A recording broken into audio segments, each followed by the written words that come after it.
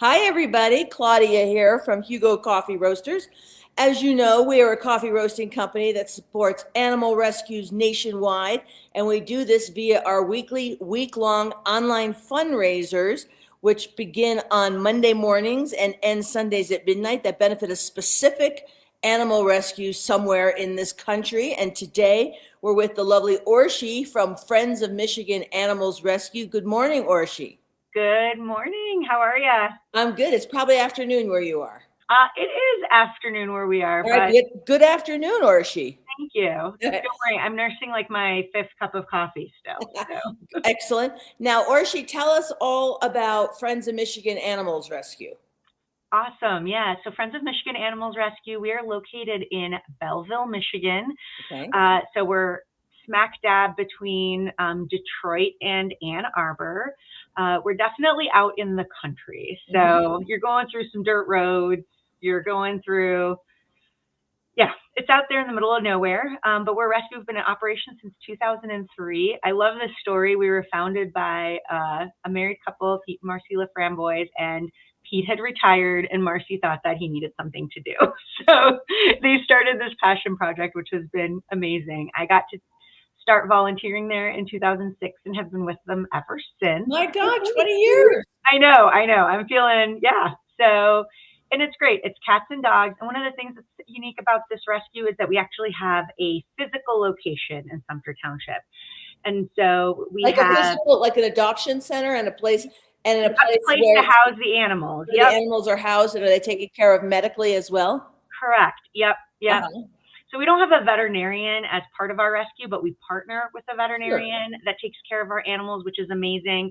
But we have 3 buildings on 5 acres. One of them is a barn that was donated to Friends of Michigan about 15 years ago that we literally walked down the road to put onto the property. And that's become our cat haven, as we call it. And so we have these beautiful community cat areas in there. And adults, teens, all separated in isolation area. And then we've got our big barn where we house most of our dogs.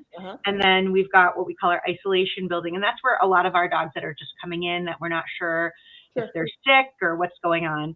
And then in addition to that physical location, we also have a pretty robust group of foster families. Really comes in handy during kitten season, which it's March 13th. We are like on the cusp of kitten season here. It's going to be hitting very soon. We've had a cold winter. And so I'm anticipating over the course of the next 2 to 4 weeks, we're going to get slammed again with these kittens. And those guys are pretty easy to foster out. So that's nice. We can get mama cats into a home. The dogs, we have to be a little bit more careful about, it's so great to have this really great foster families. The harder part is making sure that the dogs we put in those homes like the other dogs or like the families that they're with. So we usually try to get those really hard medical cases into those foster families for recovery, because that makes the most sense. So when your animals are on site, the dogs, for example, do they sleep in that building as well? So you got the ones that are isolated because they're new and maybe being temperament tested or medically tested, that kind of thing. And then you've got the place where it houses and the animals sleep. And you got the cat and the dog. Correct. Yep. And then so if someone wants to adopt as a potential adopter, do they go to those buildings, the cat and the dog building? Yes. Yeah. So usually what we do, so one of the other things that's really unique about Friends of Michigan that I love is we have 120 volunteers at Friends of Michigan and only 7 employees, and only one of those 7 is full-time. So we are so dependent on our volunteers. So what we typically do is on Saturdays, every Saturday we've got open hours. So from 11 to 3, where we welcome the public just to drop in.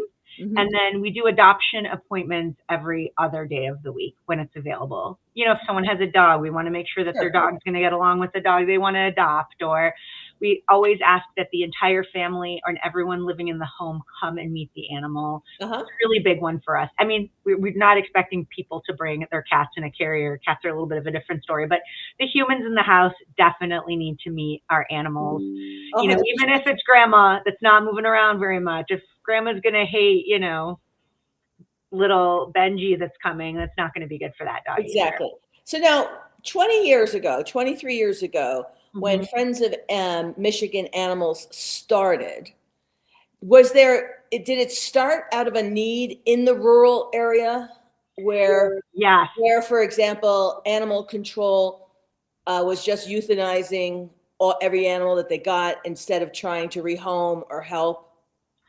That's exactly what happened. So our founders, they volunteered at an animal at a humane society that was at the county over. And they were like, we should really be doing this in our own community. What can we do? And so they started setting up like crates and garages. And Marcy is definitely one of the most driven people I have ever met. And just when she wanted something, she got it done.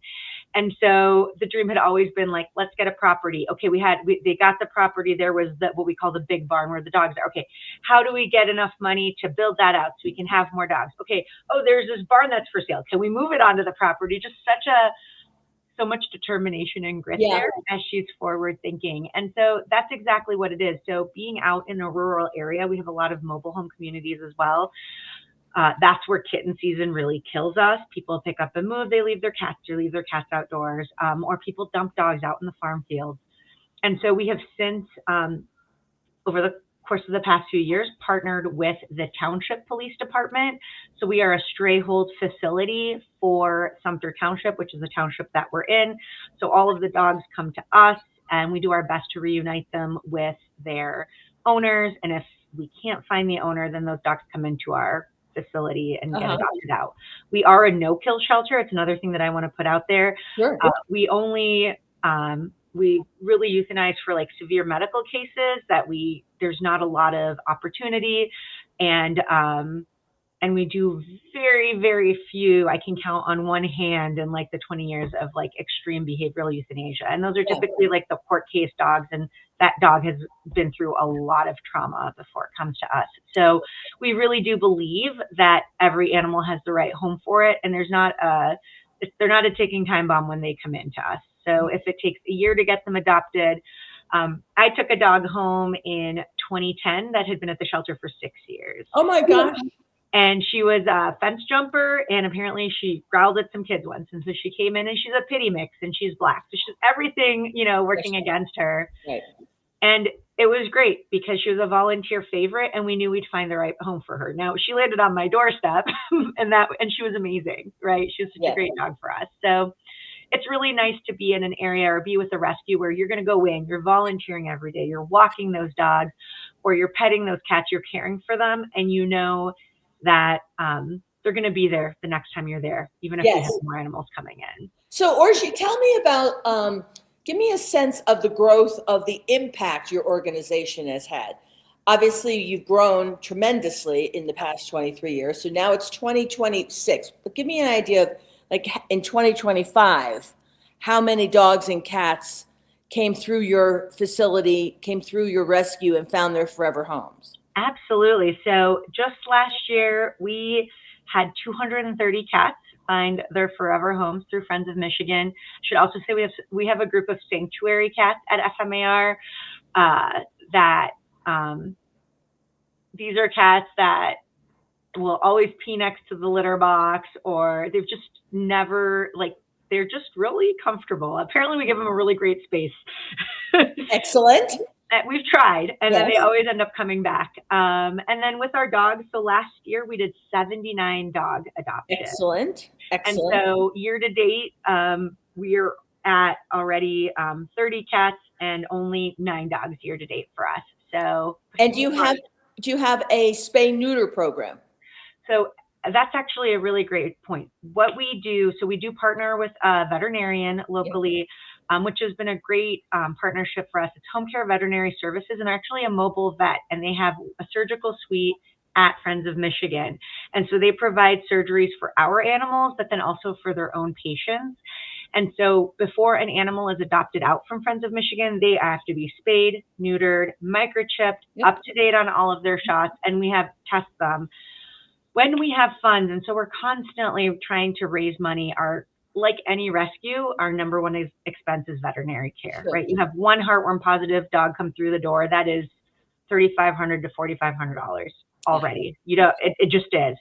And so when we're constantly targeting grants for spay neuter and TNR in the community, Yep. we would love to be able to do so much more of that, right? To really open up, partner with HCVS, book a couple of days where we can get those animals through and spayed and neutered and then return to the community. So they already do an awesome job offering low-cost services, not just to Friends of Michigan, but to the community, knowing that there's such a need there. That's wonderful. Do you have educational outreach in like schools, or do you have kid groups or camps come to your place? We are, yes. It's a lot of fun. So there's actually there's a couple of local elementary schools that they always call us back every year. We bring a couple of dogs, we present to them, or we bring cats. We actually do quite a bit in assisted living or senior centers as well, especially with our cats, and then trying to get some of those folks to come volunteer with us. And that's been really big for us. We've done a whole kids club program where we have kids come out every Saturday, and we're building enrichment boxes for our dogs. You know, we're in Michigan. We spent like 6 weeks at -0, -10 wind chill, and I don't know what. Yeah. So just a lot of teaching people how to care for these animals, and that it's not just like, oh, it's adorable, it's lovable, but they got to be walked. You've got to entertain them. You got to work their brains and all these different things. So every opportunity we have to do that. And we have a lot of scouting groups that come in too. Yes. We used to, I used to run an organization very similarly sounding to what your organization is, in that it started 30 some years ago because of a need in the community, particularly the rural area. Yep. We had a facility, we have an adoption center, the whole medical, we had the kids camps and the educational outreach. And it's just extraordinary the impact you can have with education and spaying neuter programs. It's just, now give me an idea of where your animals come from. Do they typically come from the county or like from animal control? So we don't have a formal animal control in the township that we're in. So the police do handle the stray dogs. So most of our dogs are stray dogs that come in from the police department. We also take owner surrenders as well. Okay. So you see that big beast behind me there. She's one of my foster fails from last year.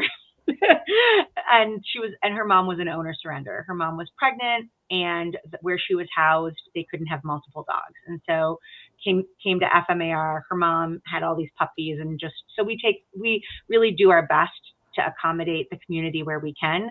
Yep. Cats are a little bit of a different story. They are not regulated the same way that dogs are, right? So if you've got a cat outside hanging around in your tree, it's not really, you're not calling the police for that. The police will be like, well, great. Right. But like I said, we're a very strong mobile home community. So we have people that will bring in a pregnant cat for us, or they live in that community and someone had left a cat behind and now there's kittens. And so that's where we do a lot of our direct outreach and intake from the community. Yep.